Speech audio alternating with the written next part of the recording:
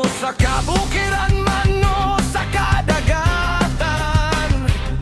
Preskong hangin atong ginhawa kanunay, mga yuta nga tapunok-puno sa grasya, hatag sa Ginoo nga dili kalimut.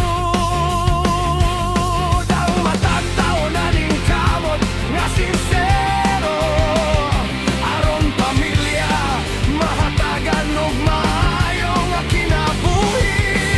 Bisan nga mayra ang atong nahuptan, dili magbagulbol, dili magbasol, magtinabang nga isig katawo kanunay, sa panahon sa kalisod o kalipay. Ang pagtinabang ay dili gyud mawala, mga igsoon magkuyog sa matag lakang. O Pilipinas, pinalanggang nasod nga bulahan, mapakuri nga kinabuhi aniya kanunay. Bisan unsa pagsulay nga moabot ka nato, dili kita magluya, dili kita mapildi. Puno sa gugma, paglaom mo pasalamat, mapakuri nga kinabuhi atong ampingan ug gamhan.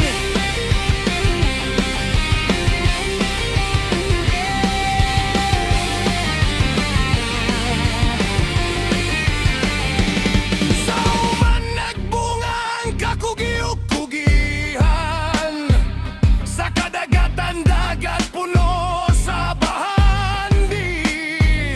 Ang atong kultura dili gayud malimtan, pagrespeto ug pagtahod kanunay ipakita.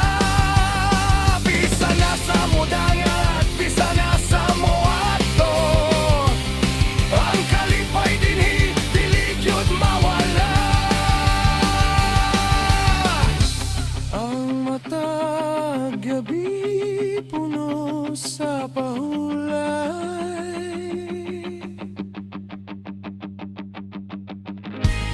ang mata